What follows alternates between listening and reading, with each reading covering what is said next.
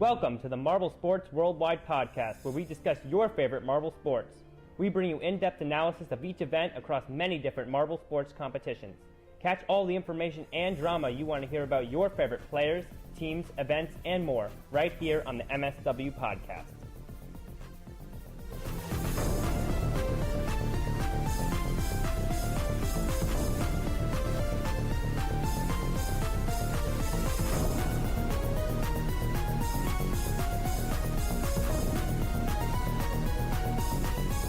Hello everybody and welcome to the Marble Sports Worldwide podcast. My name is Brendan and today we are talking Marblelympics.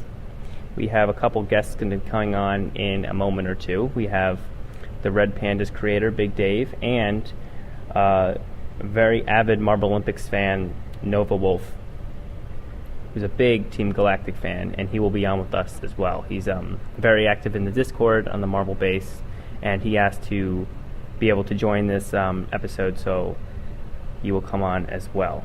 We will, of course, ask Red Pandas about his team a little bit. I know he's probably a little disappointed in the loss he suffered from the fan-made team contest, but, you know, he's looking like he's pretty positive about next year.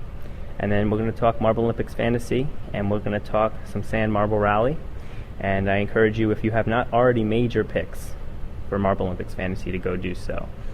But anyway, without further ado, let's bring our guests on and begin our discussion. Hey, what's going on, everybody? It's Brendan here. Sorry to delay the discussion today, but I do want to mention a couple things quickly before we get into this discussion. First of all, the discussion audio this time is going to sound a little imbalanced. It's going to sound a little choppy today. That's just because our two guests today, the Red Pandas and Nova Wolf, had a little bit difficulties as far as not with Anchor Podcast app, but like they weren't able to download the app. They were using their computers and they weren't able to use the app, not because it didn't work, just because they weren't able to use it. So we ended up recording on Discord, and so the audio is like decent, like you can definitely understand what we're saying, but it's going to sound a little bit imbalanced, so just keep in mind that if that's the case, but only for this episode, because normally we're going to be recording on Anchor Podcast, which is a very clear audio and like very balanced audio. And on top of that, I'm also going to be getting a new mic within the next week, either before episode 4 or definitely before episode 5. So it's going to only get better from here, I guess you could say. But just keep in mind. Also, just like to thank Nova Wolf for being able to record all our audio through Discord on his computer. So that was very helpful for this discussion to work. Though just be aware of the audio imbalance.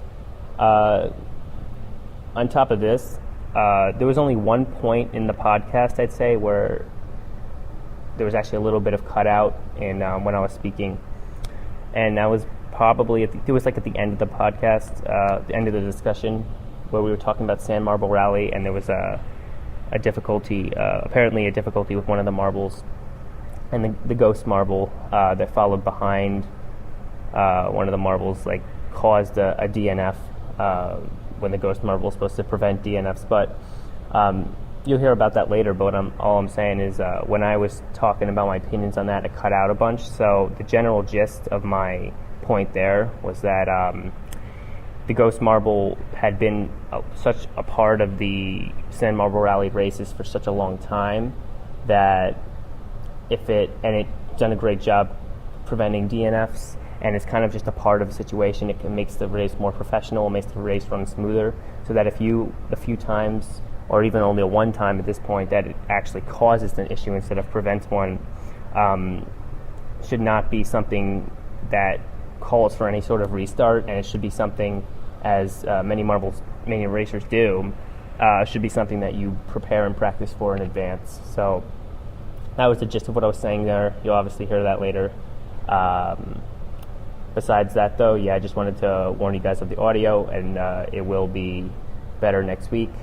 And Also, I'm releasing an episode 4. We're coming to episode 4 very quickly, almost within the week here, because we want to get one more out here before we get into the Marblelympics, because that's a very, very big topic there. So, one more episode. We're going to have a guest on for this as well, maybe even 2, and we're going to be discussing probably some more fan-made team picks. I think some more other Marble sports-related content, and then episode 5, you're going to get to hear all about the first event, and I might do that one without a guest. So just be aware of these things, and always contact me at mswpodcast@gmail.com should you have any questions, ideas, thoughts, concerns, or if you just want to maybe guest or just have a thought that you want me to read on the podcast. But anyway, sorry for delaying this discussion so far, but without further ado, here we go to... All right, guys, so I'm here with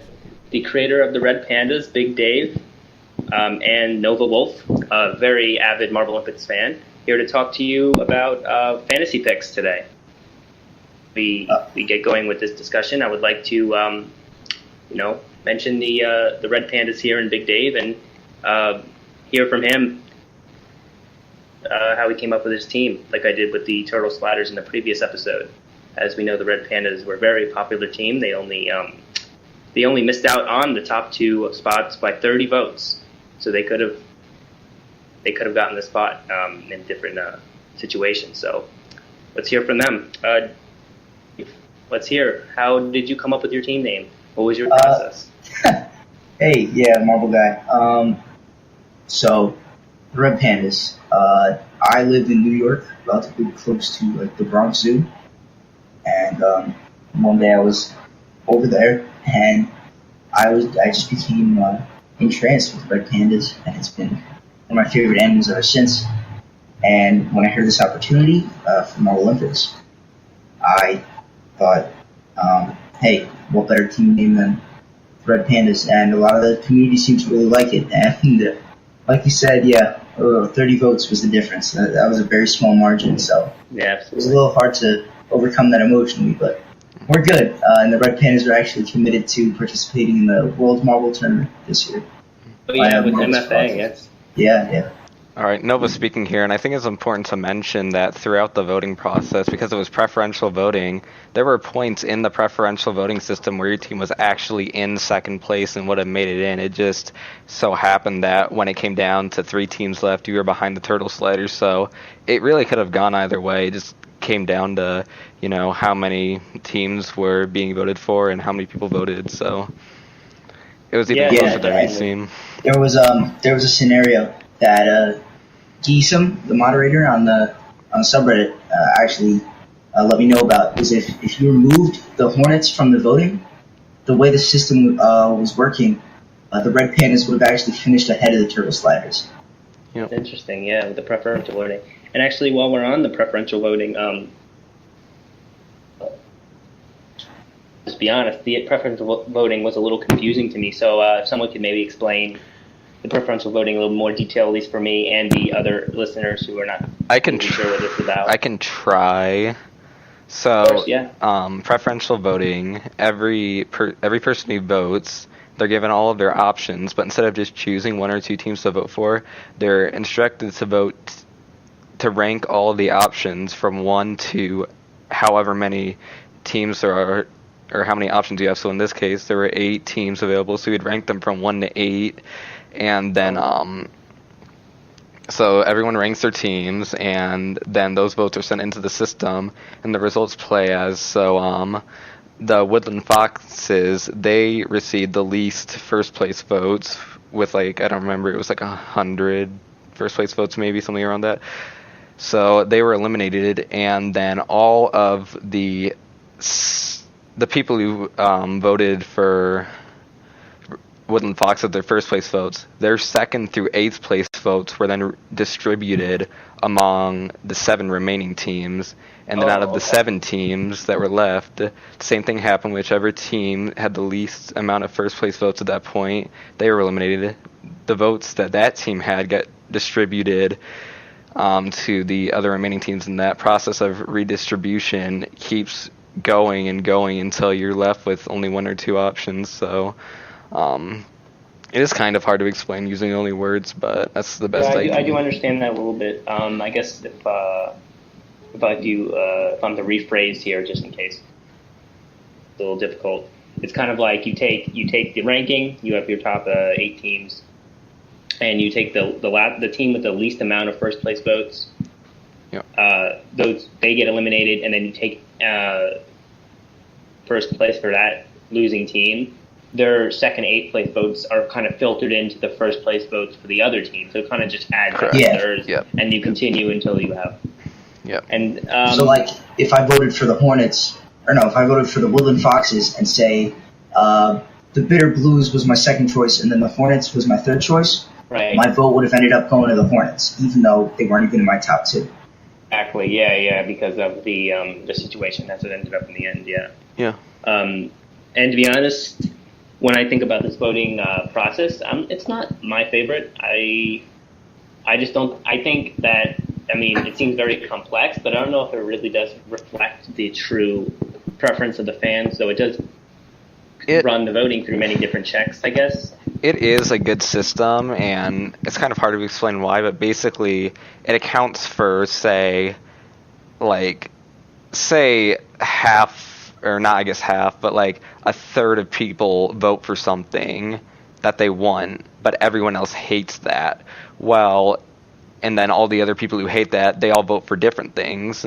Under just normal voting circumstances, that thing that a third of the people like and 2/3 of the people would hate, that would end up winning. But now you have over half of the people, and they don't like what got chosen. So it's basically a way of making sure that everyone is more or less somewhat content with the results.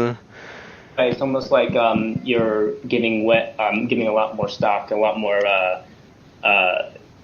consideration of each voter's, second, third, fourth place decisions. Exactly.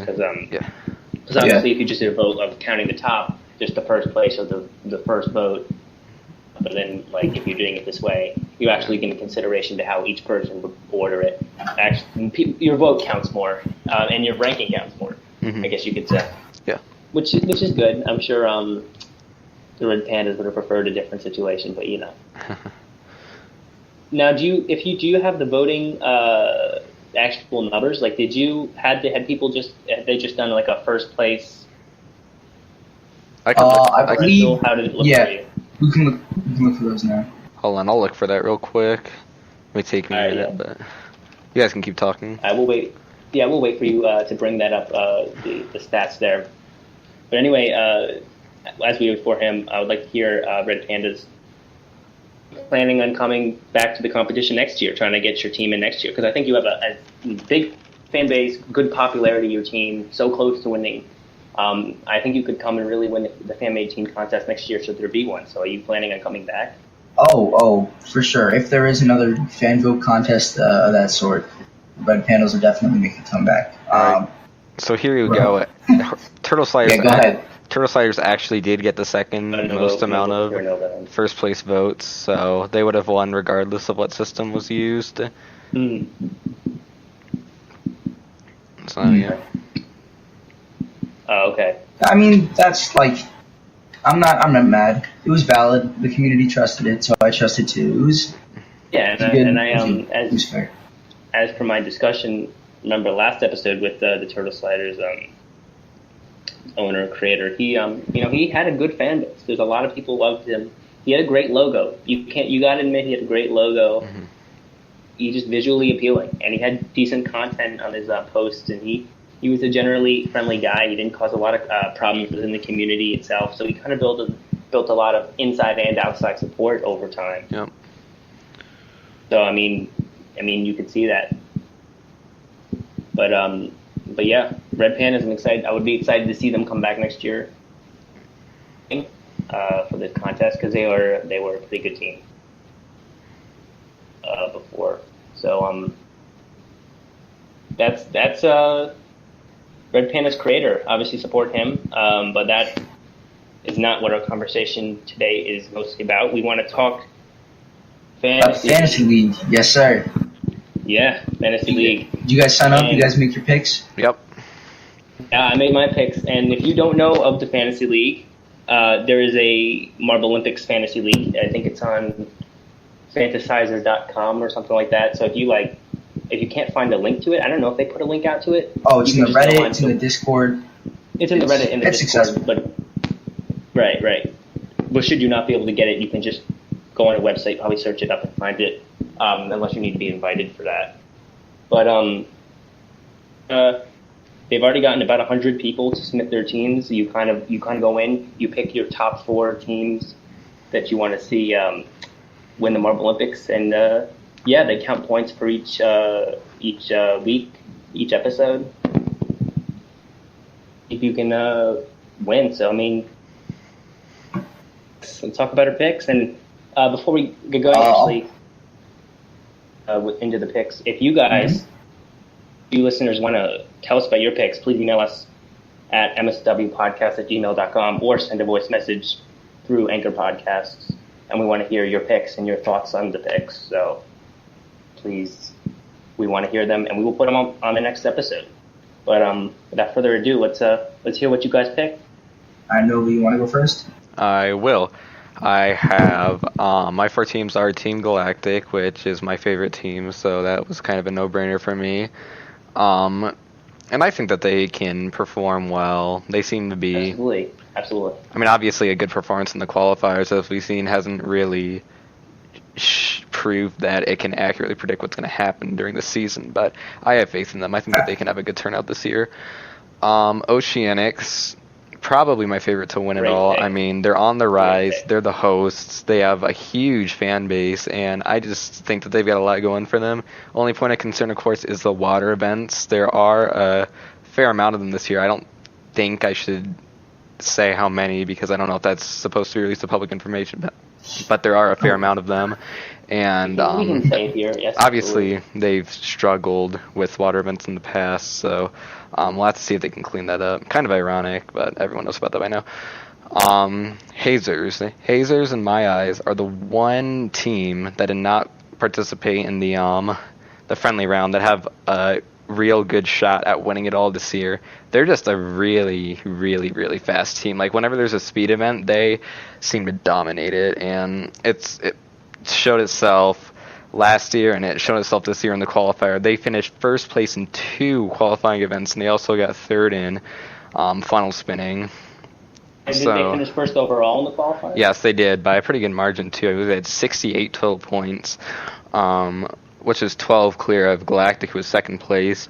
But yeah, Hazers, my only point of concern is that they have shown that in events that are not necessarily based around speed, they can struggle, and that was shown in the qualifier. They only ended up taking away a single point from block pushing by finishing in the bottom 3, so that's the only point of concern. If they can improve their quality of performance in events not related to speed, I'd say they got a really good shot at, maybe winning it all this year, and that's...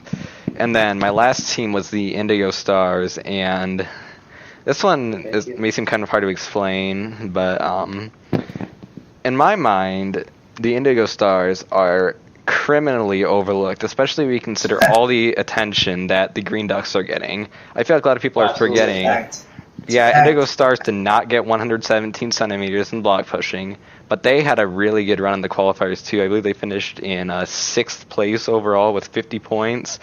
And they didn't have really any bad showings in any of the qualifying events. Green Ducks got only a single point from water racing, but Indigo Stars, they finished with a fair amount of points in all of the events, and that shows that they're a well-rounded team, and they have potential as a new team. And I feel like that lack of height may kind of motivate them to prove themselves. And I don't know if I can necessarily see them like being one of the top teams this year, but I think that they really have the potential to put on a good show. And also, it's another space-themed team, which draws me in.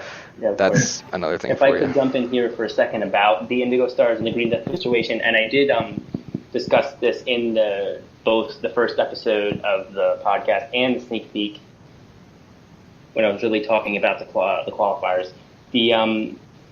The Indigo Stars, as Nova said, finished finished 6th in the qualifiers, which is really good considering just a rookie team over the 20 in the qualifiers.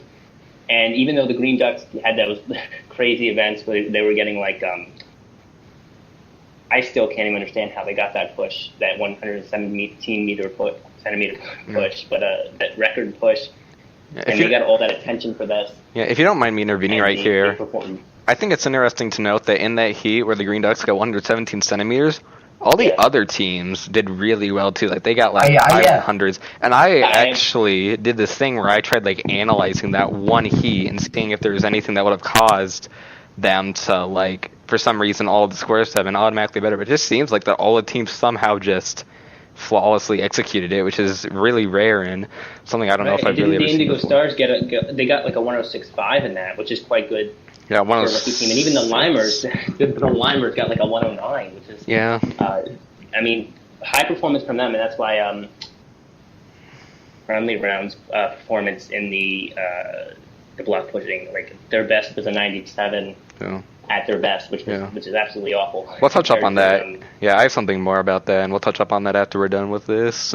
Yeah, I just want to finish what I was saying here. But anyway, when I was talking about here, the Green Ducks obviously have taken a lot of that attention. But if you look at the Indigo Stars' performance in the qualifiers, you see, like I said in the other episode, a general consistency of their performance. They had placements, not necessarily top placements, but high placements in all the events. And they got a 6th place, getting like a similar amount of points each event.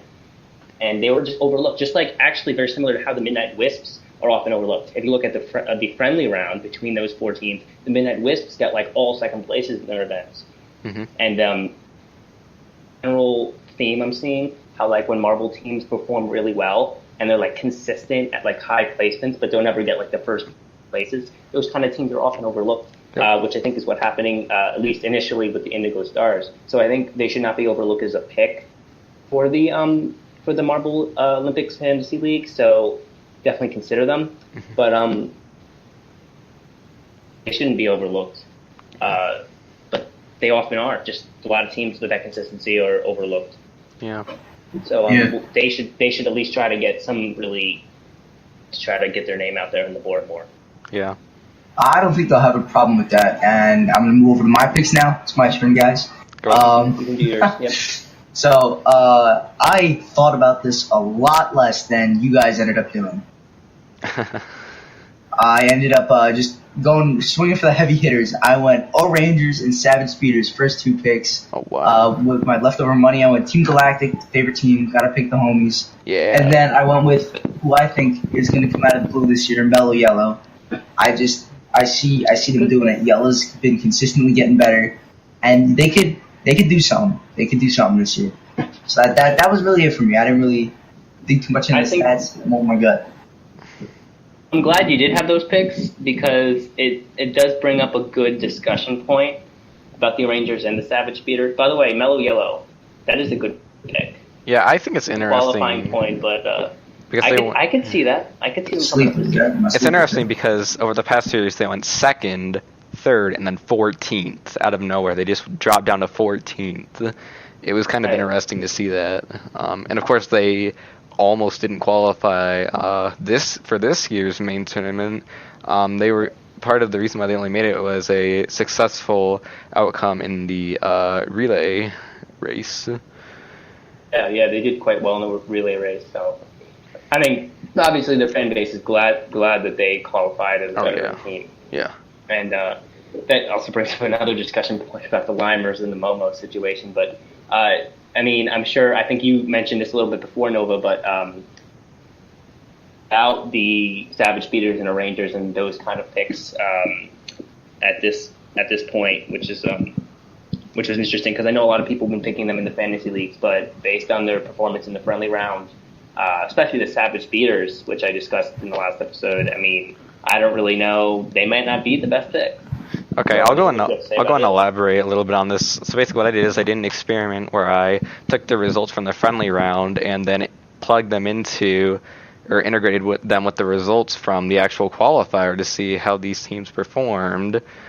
against the teams that had to qualify, and this was I was not trying to really prove a whole lot with this. This was just to see how things would shake out. I know that the teams might not have been too motivated to give it their all, but it was still kind of interesting to see. If you look at the results here, Oceanics, they would have finished 10th place in the qualifiers, and Midnight Wisp would have finished 15th place. And assuming that we don't have 4 pre-qualified teams because they're in the qualifiers now, those 2 teams qualify. But O'Rangers and Savage Speeders, 2 teams very popular among the picks, neither of them would have made it. It would have been 18th and 21st place, respectively. That's terrible. I mean, to be honest. Yeah, it is, but it's also the friendly. Yeah, I know. I guess we're going to talk about it in world, if you will. All they weren't trying. It was a friendly. But also, it's a different environment. Yeah, again, this was only done to find out what would happen, but it's still kind of interesting. Savage Speeders would have only gotten 18 points. And that for me is the one saving grace point, the point that Dave made right there. I mean, it's very disappointing to me, but I will give them the benefit of the doubt, these teams, just at the moment that, this was a friendly round. They might not be going their hardest. I know Greg Woods in the commentary of the friendly round said they were going pretty hard because they're still competitive. Yeah, bragging rights and such. Look at events like the block push that are very high impact. When you're in a friendly round, you sometimes abstain from really, because those kind of events with the high impact could cause an injury, could cause difficulties. Yeah. And so I could see maybe where they're not going to be trying as hard, but it's just still, it was just an overall poor performance from these teams. I mean, the Savage Speeders, if you take a look at their friendly round performance, they never even got a first place in the event. They got a second and only one. They were just low performing even out of these teams. Even if they, let's just say all these teams were just taking it easy. I mean, the Savage Speeders still performed very poorly. They didn't have any high placements. Their thing is the relay race. They did terrible in the relay race. I think they got 4th, even 3rd at least. They got 3rd place among the. Yeah, 3rd place, and that to me, I mean, I know it's. Like I said in the other episode, I know that's the friendly round. I know that these are the top 4 teams as well. So getting, even 3rd is not terrible because these are the top teams. But it was just disappointing to see, especially the Savage Speeders. The Rangers did get a couple firsts in the event. They had a couple 4ths too. So obviously, all of their events. But it's just underwhelming performance from these teams. That's why I'm a little bit worried about picking teams like the Rangers and the Savage Speeders in this situation, and I did not. I've said my picks yet. Go ahead. The fantasy league. I'll go ahead now. My first pick was definitely the Green Ducks. I know this is a controversial decision for you and many other people. But I think this is a great year to pick them. This is a situation with them. They're record breaking in the block push. They did great in the funnel spin. I know they did bad in that water event, but I was willing to cut that a break because they qualifiers, and it was clear from the scoreboard that going into that last event, that water event, they got 4th in, and a very low placement in the end. They had already gotten to the point where no matter what happened, they were qualified. Okay, well, I want to go and just bring something up real quick. And I know this because I absolutely know this because I'm a Team Galactic fan. They were in the same boat last year. They qualified after only 3 qualifying events with 1 left over to go. And how did that turn out for them? 11th out of the 16 teams that participated that year. They got 11th. So it really does show that you can't necessarily trust that these qualifier results are going to carry over to the actual competition. Things can and will shake out differently. That's a valid point. Was it Galactic? When was their rookie year? 2016. They were one of the originals. They're the original. Great. And it just, I guess maybe I see a difference between the rookie team doing this kind of thing and then a I know what you're saying. Team. Yeah. So I guess I would just make the point that as a rookie team, very nervous energy, a lot of nervous energy, and just in general, especially when they see they qualified after 3, they're kind of trying to, especially since they just got in the Marblelympics, they don't want to push too hard. They don't want to get too cocky. They want to just be like, okay, we're in the Marblelympics already. Let's just avoid injury at this point. Let's get into the actual, replace our players. I mean, I could see some of these kinds of thought processes in this, but I understand your point. It doesn't always shake out the way it looks. Green Ducks already qualified before the end even, but then again, they may do awful. They may do 16th place every event. High promise to them from me. I mean, high placements and well performance in all the other events, which is just I'm putting a lot of stake in that over the Indigo Stars, just because I think the Green Ducks, especially with the practice they're going to get between the qualifiers and the actual event, I think it's gonna shake. For my other picks, second, I did go Team Galactic. I think it's their year. I think they're doing great. They consistent through the whole qualifiers. I mean, top 6 this year, at least top 8 this year, definitely. Like I've said in the other episode as well, they had been performing generally middle of the pack for most Marblelympics events. If you can speak to this, Nova, because I know you have more stats than I do. Oh, yeah, I'll go in and explain something real quick. Team Galactic, they got 11th place both 2016 and 2018. In 2017, yes, they came in 5th place, but you should know that Starry's gold medal in the team in the final event, the Sand Marble Rally, if you get rid of that, then Team Galactic again finishes in 11th place. They jumped up 6 spots from that last performance, which is still insane. I still don't see how on earth that would even be possible, but it does show that had that not happened, it would have been another, suboptimal finish for them. So that raises another problem. Oh, go ahead, Marble. It just speaks right to the point I'm making that, by the way, first of all, great performance by Starry. Yeah. She's crazy. I don't know. She. I know some in the community think it's a male marble. It is not. Good point, but great performance by her. But if you Galactic has been performing a lot of middle of the pack through the past 3 years, but they've been here for such a long time. They've trained so long, and they did not show any signs of having any weak points in this qualifier. Yeah. Which is why I'm putting my decision on this team. They've kind of gone unnoticed in my eyes for the past couple of years just on their performance. But now they're in my vision, they're in my radar, and podcast is picking them as a possible fantasy team winner this year. So we're going them as our second pick. Is that the only pick that we're going to have that went 3 for 3 among everyone? Yeah. Oh no. 3 for 3 because. Yeah, I think it is. Yeah, there's only 3 for 3. I did have a couple. I should share a couple picks with you.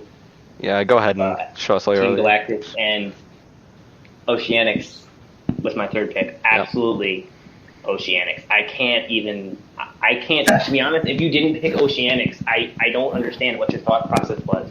I can see why you wouldn't pick like Team Galactic based on their past, or like other teams that performed at the top, like the Hazers, since they're like very new still. But the Oceanics, been there a long time. The Oceanics in the friendly round performed way better than any other team. I know they were still generally disappointing compared to the other qualifiers performances, but like in the friendly round case, they won the friendly round. Yeah. They're hosting this year's Marblelympics. They got a lot of momentum. Oh coming. Yeah, for sure. They have felt so much pressure from the fans and the spectators talking about the performance in the water events before. That they've been practicing a ton on these water events. They to make sure that this is literally the best thing they could ever do. I mean, like just the home field advantage, the practice they've been putting in, the pressure they've been feeling. I mean, I'm here. I mean, they showed great performance in the friendly round. Do you know what place they got in? Oh, actually, unfortunately, they didn't do that well in the friendly rounds water event. Well, But that's because they used a reserve. They did have a reserve member, and Bay actually did pretty all right. He kind of lost out on the last turn, and that kind of killed it. But he was in the lead for portions of that race, and it was kind of impressive to see. It does show that Oceanics, they can, it seems like that they do have the potential to do well. They just haven't shown it yet. It's true. I mean, I was still trying to figure out, and I still am a little confused on their decision to use a reserve in the friendly round. I think. Well, I mean, it was almost kind of like a boast, like, hey, we already got this in the bag. They did already have it in the bag. Yeah. So that's the marble bag, if you will. So let's throw in our back up and let them get some experience, you know. And that's exactly what I had said before. Yes, because you know, they want to kind of conserve their energies and things like this, but yes, sir. They're feeling real confident with their starters in the water events, which is really amazing if they're feeling that confident. And so run out your picks for us. Oh yeah. I didn't say my last pick. This pick is going to come as a surprise, but my fourth pick was the Crazy Cat's Eye. Yep. Okay. Run that back, that rhyme. But anyway, I picked them because it was more of a field pick. What did they do? Like third, second in the qualifiers? Third. I think it was one of the two, but they just seem to be very, very at the forefront this year. The funnel spin, you take the first round of the qualifiers. They were the first heat, first event. I think they got first in that. Yeah, they did. And they got quite a long spin. I think they were at least 10 seconds more than any other marble. Yeah. They kind of sobered at the end there if you watch that event. They were just round and round. They only lost to the Oceanics, the best funnel spin in the whole situation. And again, you have to consider that the funnel spin is made considerably easier for them by there only being 4 marbles in the funnels instead of 10. So that could also play into So effect. like with the 10 marbles and Crazy Cats, I still performed that well, 144. Yep. I mean, it was just, it stuck out to me. Yeah, very impressive from Greenlander. They conserved their pick. Mm-hmm. Yeah, I think that CCE is also another underrated team. I think they're the most underrated team out there, to be honest. Yeah, you could say that. I think they finished like 10th maybe last year, which isn't bad for a rookie team. They like Team Galactic. They had been middle of the pack for the past 2-3 years. Because I know, and like I mean, they had a good performance in the qualifiers. I think that they could also have a successful run. So yeah, I do think that is a pretty good pick. I'm going to use actually a common theme during this discussion about the qualifiers, which is like the significance of a first place finish. You know how we talked about with Team Galactic and how the Oceanics, you know, can blow it out of the water, if you will, with the points, and how the point system in both the Marblelympics and the Sand Marble Rally can be a little unbalanced at times. And so I think now we should probably switch over to talking about the Sand Marble Rally qualifications. Okay, I'll just go and touch up on this real quick. The way the point system shakes out in the Marblelympics, it's meant to like give bonuses to teams that finish on the podium. Like you see 16th through 4th place, those are all increments of 1 point. But when you get up to the medal positions, they increment by more, and that just shows that getting a medal is a huge help and a huge bonus to your results from an event. And that's a good point. Do I agree with this? I mean, yes and no. I absolutely do. I think it makes complete sense to have it like this. I mean, the medals are... I mean, obviously they're medals, so they have some significance on their own, and it also... it just shows that having a good performance, it helps you out. It can give you the lead quite a bit more. I mean, if I had to play devil's advocate on the situation, then like, you know, you get a team that comes out, gets like 3 first places, you know, with those high pointage you get for the first places, and then kind of performs middle. Maybe has a couple of top 5s, but then kind of performs middle for the rest. Higher than a team easily that finish on the podium. They kind of a team that didn't perform that well, kind of performed consistently medium high the whole time. I guess that would be the only way you could really go against this, which is a valid point. But I do probably have more agreement for this because, these are the top 16 teams, as I said before, in the world. This is the top 16, the elite 16. Mm-hmm. Sweet 16. If you can place top 3 in this situation, you deserve more points. Yeah, you do, because it's just so impressive to be able to do something like this. So, agreement for the situation, but you convinced me. All right, cool. Convinced Dave. So, All right. So with the San Marble Rally this year, one thing I noticed was just the quality in general of the video and of the course was much better than last year. Like, it was a significant improvement. I mean, upgrade. Let me take a moment in here. A little bit of advertising. I promised to do this. One of the reasons they had such great quality was because of the money they have been receiving from the Patreon page, Gels Marble Runs. Got this out here. If you go to their page, you can get your own marble in this VIP section for spectating by purchasing a seat, and by that you will be able to give them a little bit of money to help them provide even more exciting and high quality content for you. So definitely go check their Patreon page out. If you have a few extra bucks that you're not using, well, you know what? You can get your marble to be seen right in the VIP section, and Greg Woods will shout that out, and he's going to be sitting in that section. His marble's going to be there too. So if you want to sit with Greg Woods, you go over to the Patreon page, and you can get that. And then all you're doing is you're going to be helping your favorite channel make even higher quality videos. Yeah, I would say that. Definitely recommend this. I would say that sitting next to Greg Woods would be a pretty high honor. I would say so as well. Also, I need to go and point out, I did get a VIP seat, but I'm actually going to be staying in the Team Galactic fan section.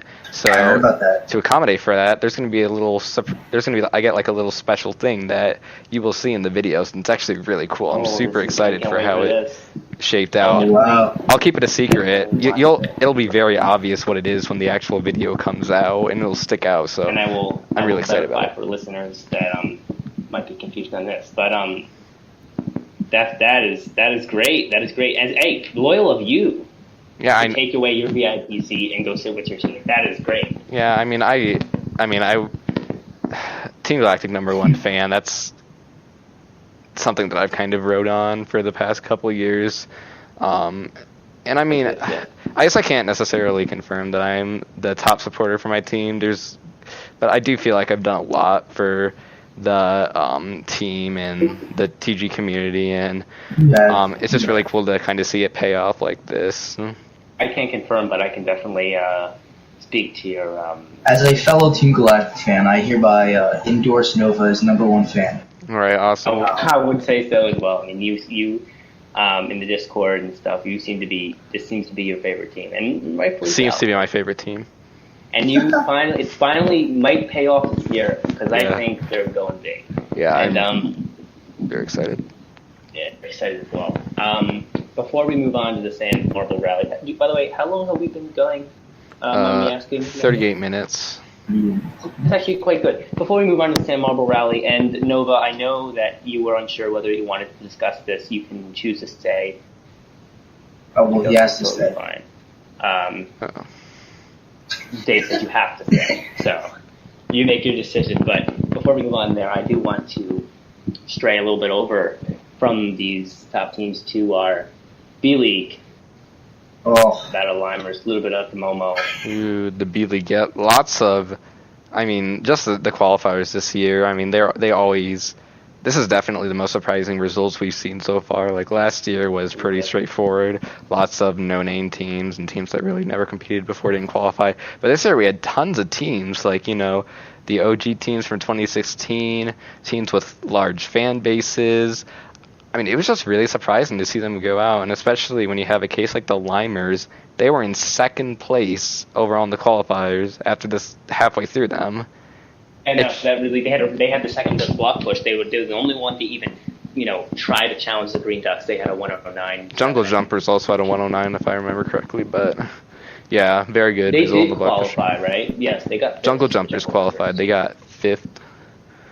By the way, also another overlooked team, but Yeah. a decent team at that. Yeah. Though they have to do a little bit more before I start to sing their praises. And they did not celebrate again. Correct me if I'm wrong, but the Ruby Rollers are participating in the B League?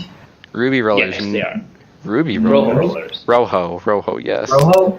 Yeah, Rojo Nah, Rollers. because I'm still confused on which of the Hibalino teams are. That'd be Bumblebees and Minty Maniacs. Those are the only two that are competing. Gotcha.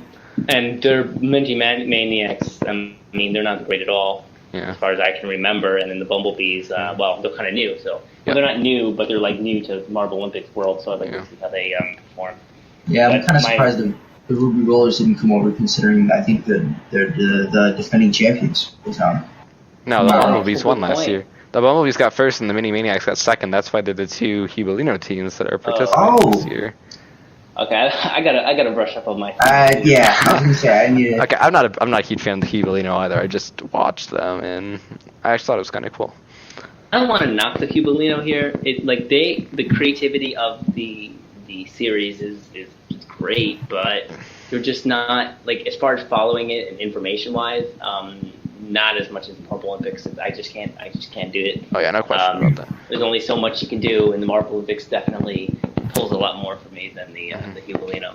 But I do want to make one definite point when I talk about the B League here, and that is a positive point at least about the B League. And one of the reasons I think the B League, I don't know if it was planned because of this or it just happened to coincidentally happen. One of the reasons it's just an amazing thing that's happening this year is because, like you said, there's big name teams, long veteran teams like the Limers and Momo that didn't qualify, but will still be able to be seen bases in those teams. Like the Limers fans, Momo fans, a lot of fans, and a lot of support. But they're already totally upset. That they're not in the Marblelympics. For sure. And Limers fans, That would suck, dude. You Yeah. saw Limers fans just go crazy angry Yeah. at the situation, and they need to calm down. But I can understand a little bit where they're Although it's kind of interesting. I mean, Yeah, it's kind of interesting to point out that fan incident that happened before any of their negative results. Like they got this. I know I said this before. I don't understand that. Like I've been trying to understand their thought process. It just won't. Well, it won't. It doesn't make sense in my head. Like why would you? Okay, I'll explain the thought process to you. Limers see Raspberry Racers. Limers not happy. That's basically how it works. And I don't necessarily know why they felt that was necessary, but I mean, does it surprise me that those are the two teams that would be involved in something like that? Not at all. They're definitely one of the biggest rivalries in the competition, and It just seems so uncalled for. When Yeah. you're doing good, you just try to keep your momentum going. yeah, they kind of killed the momentum. That's kind of where they They stopped totally doing well. did. Then the Limers all of a sudden they're not winning anymore. They're fighting with the other fan bases, and then when the Limers fans might have actually, because remember the Limers only won place out of the. Yeah, they were first ones out. Like they could have qualified maybe if the fans didn't create such a negative energy. Yeah. But it does allow for these teams to be noticed, seen, and to ensure themselves to be contenders in the 2020 situation. Yep. So I mean, it's just good that at least the fan bases will have their teams to cheer for. Yep. If you again fail in the B League, well then you kind of deserve to take that year off. I mean, come on. Yeah, no doubt. Big fan base, and you can't get even through the B League. This B League is not even nearly as competitive. Yeah. Well, it's as competitive, but not as nearly as skilled as the A League. Yeah. So it's just, I mean, then they deserve what they got. But I'm glad the B League's there to give teams like that a second chance to really come through. Uh-huh. All right. So yeah, those are our picks. If anyone has any other thoughts about their teams or any other teams, please speak now. Yep. All right. So we're gonna transition into SMR now. Yes, my domain. Okay. We'll go transition over then. Right. To SMR. So I think we should first address the elephant in the room with SMR. Cool Moody. Oh yeah. I love it. I love the new player. One of my favorites. I'm gonna oppose you there. I'm a little bit of a Cool Moody hater at this point. I feel like that. Ooh, I feel like explain this. I feel like you either love it or you hate it. There's no in between. Mhm. Hey, you explain yourself to me, Big Dave. All right. Someone's- Well, first of all, I don't. It's a little. It reminds me of a certain marble that may or may not be a marble. If you catch my drift, and how they burst onto the scene, and it's. I don't want to say it's manufactured, but it feels a little cheesy. I see you. By the way, red number 3 is talking about. Should you not know of this? Should you not know that Red Number 3 There's a is not a marble? Marblelympics on them on YouTube. We'll watch that. Okay. But Yeah. a little bit of shout out there. Anyway, continue, Mr. Dave. And I recall correctly, he actually finished 4th in his heat. I cannot tell you. He was looking for it right now. He was close to losing. I know he definitely qualified. Yeah, Cool Moody qualified 5th. He qualified 5th. Actually, almost a full second back from 4th place, so not a very good showing, and he barely qualified. Was that the marble so that qualified by 0.04 of a second? So- Yes. Yep. Okay. Yes, he is. Yeah, I remember that. Oh yeah, he kind of like underperformed, but then got in. But then He did underperform and he got in, and then all the fans were like, "Oh, Cool Moody, Cool Moody." Yeah, it's true. And I don't know about it. I don't know about that, guys. Yeah. Not rubbing me the right way. I'm a little on the fence too. I'm not really. Just the sound of Cool Moody, just the things it makes me think of, and those are things that I really don't like. I don't know. Just it's kind of hard to little explain. cringe. Is that what you're looking for? Yeah, I'd say so. It's kind of reminds me of things that just make me cringe a little bit inside. And Yeah. But some people love their dumb fun. That's all right. All right, guys. Here's an interesting fact from the Sam Marble rallies this year. In the practice race with all the pre-qualified teams, in that race we had both the fastest time by Summer Sky and the slowest time by Black Knight by a difference of about 8 seconds. Yep. Wow. So that was pretty. And Black Knight has been one of my favorites for a while now. So I'm glad he pre-qualified because with that time, I don't think he would have fared too well in the. We definitely would not have qualified. No question about that. Yeah. If the practice race wasn't Cool Moody, qualifier, Red Number 3, Black Knight, and Quicksilver would not have qualified. Yeah, which is kind of interesting since they're like three of probably the best racers and the. Oh yeah. Red number 3 now still not a marble and competing, or what's going on with this? It's been confirmed that he's not been made into a marble. He's like keychain, but Jelly's, he's letting him compete. That's cool and all. I'm not mad. I mean, but I can't really do anything about it. I think it's just a nice, thing to do. I mean, Yeah. Considering. Oh yeah, go ahead. Okay. Do I think it needs to be controlled? Of course. You need to make sure that you're not going to be bringing many different situations of marbles not being marbles competing. But you know what? 1, 2, it's not a big deal. I would, would be fine with this as long as it doesn't get out of hand with marbles not being marbles competing. Which is, I don't know if it's confirmed yet. By the way, have good skill. Because he does perform well. He wasn't like last place every time at all. Well, I feel like it's gotten to the point where Gel's not going to invite non-glass competitors into it anymore because he doesn't want another crap storm like this blowing up again. I think Cool Moody might be from the Marbleman circuit. Oh yeah, that is an aspect. Anyway, continue.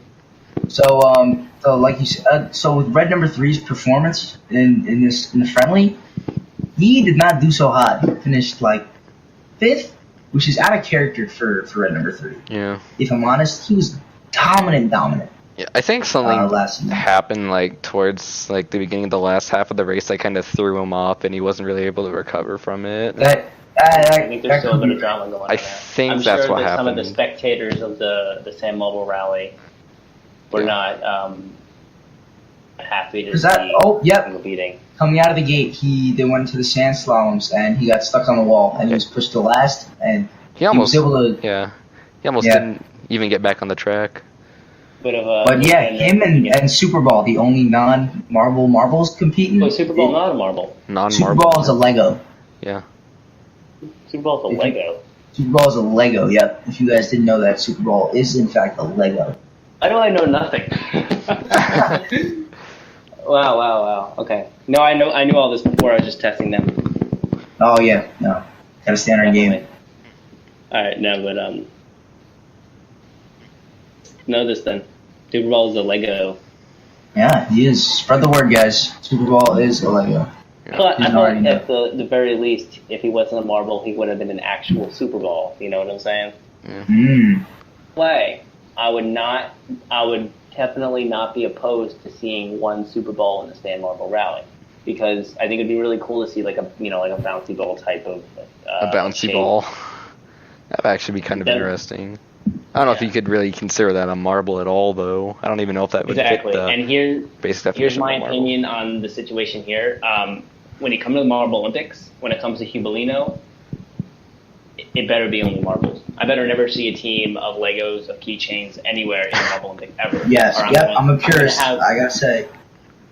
On this podcast, and especially, I will ask everyone just to strike this, because that would be very, very against how we've been seeing this for years. Yeah. Well, I mean, when it comes down to, like, when you have things that are, like, things that are other than racing, it seems like that non-glass teams wouldn't have fared too well anyways. Like, oh, yeah, absolutely. Like high jump, you're not going to get, like, a plastic or Lego type. Block pushing, absolutely not. collision, they would just go flying. Like, I mean, you want to talk about Momo and their little injury. I mean, like, by the way, I also didn't know Momo had recovered, so...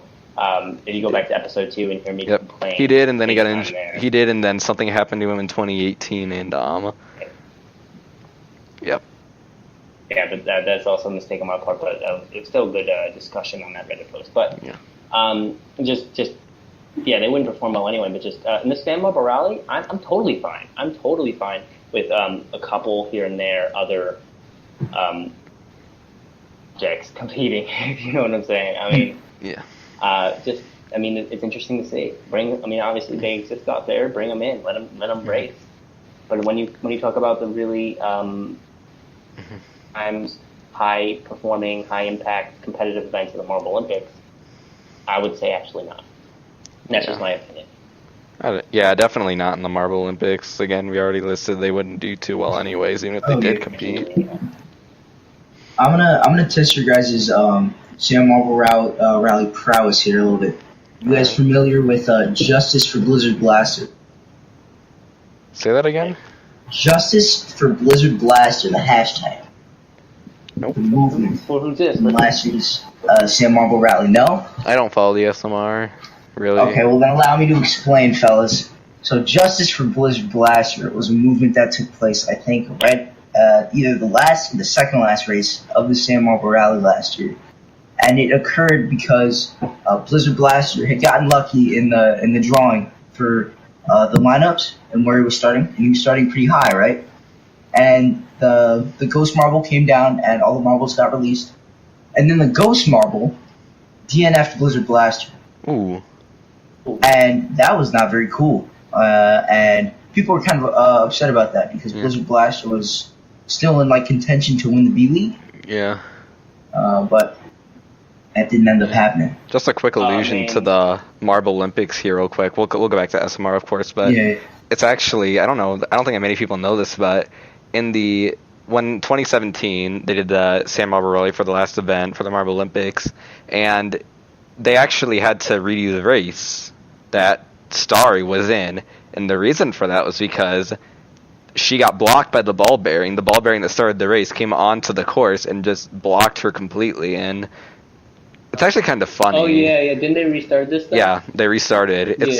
And it wasn't in the main... It didn't get released until after that video originally came out, but it's still kind of funny in my opinion. But then again, when you talk about the Ghost Marble from the Stan Marble Rally, and here's where I'm kind of torn over that situation. Yeah. There's a question. Does that really even need to exist? Do we need the Ghost Marble at all? That is another argument.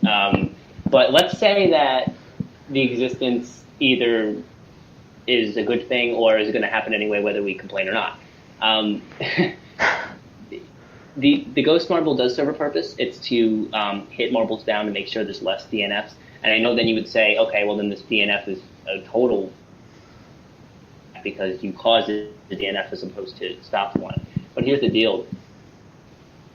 So long and been such a good idea, and just has become part of the race over time for many times, part of the situation. So as with the Sand Marble Rally, and you can talk to many of them, they would say this, they prepare marble in mind. So if you let the ghost marble affect you into a DNF racer, you could say, as opposed to default as the ghost marble, because the ghost marble serves a very important purpose, not just situationally, but just as to keep the race and fair overall, to have every marble have the chance to get bumped should they reach the DNF possibility. So I mean, there's a good argument, at least, because I haven't made a real decision on this, but there's a good argument at least for saying that the ghost marble is just to be that shouldn't be a big issue. Yeah. It's part of the situation of the race now. It wasn't like the first time they used ghost marble at all, and you should, especially since it's been like a couple of years now since doing that, racers should be preparing for the situation at least. Yep. Up for discussion. I mean, I don't know. Write in about that too, guys. Email it. Yep. We always appreciate the write-ins, guys. Mm-hmm.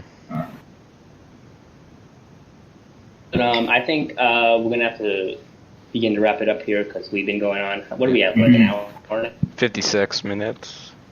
So we've been We've been going for a while.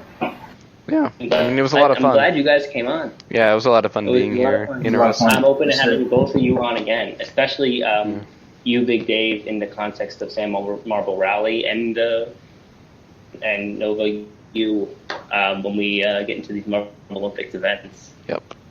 Yes, sir. Team Galactic's story there. Yeah. So, I mean, I think it could go either way. I think Red Panda's picks could win. I mean, like the Rangers and Savage Speeders, never knock them. They can start getting first places like they used to again. Yep. Mm-hmm. Me and Nova's picks, Oceanic, Team Galactic, Crazy Catside, Indigo Stars. Teams. Yeah. Going more for more underrated, consistent teams. Right, consistency big. Yeah. Big. Anyway, if you guys want to contact us, if you guys want to get on the podcast, please email mswpodcast@gmail.com or send us a voice message through Anchor Podcasts podcast page. Also, you can follow the Twitter, be the host at Guy Marble. That's GUYY Marble. And you can always contact me if you want to get on here and give your thoughts, just like these two did today. Coming on. And Marblelympics 2019 coming up very soon. That height? Less than 12 days. 12 days. 12 days. 12 days. Not even 2 weeks, guys. Yep. And this podcast, you're going to be listening to this.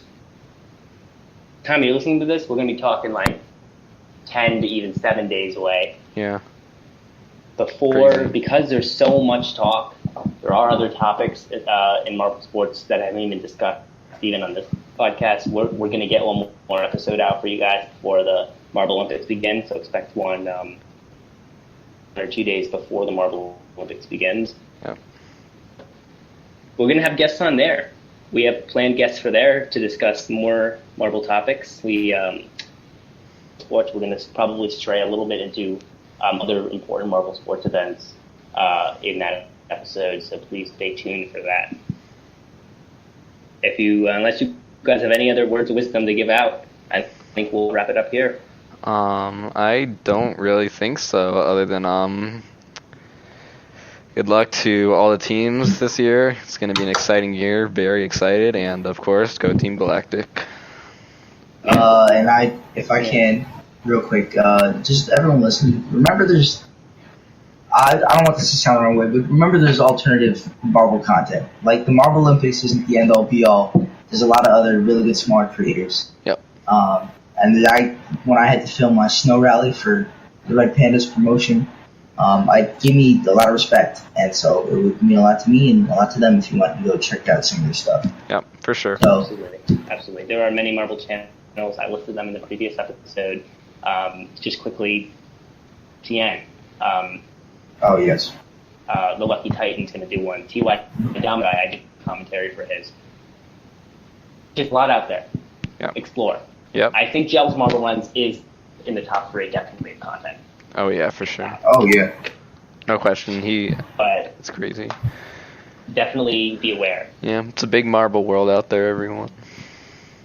I'm going to warn you guys now, MSPN will become a big discussion point on here at certain points, especially when they get going. Marble Quebeca, which is partnered with MSPN, might get English commentary. They might be on here because they're a big channel. Yeah. But besides that, we like to prioritize Marblelympics. We know it's a very popular show. For sure. But with that being said, I think we're going to wrap it up for today. We'll go to our outro song, which today will be Another World by the artist Razor Record. So that, and we'll see you guys next time. Goodbye.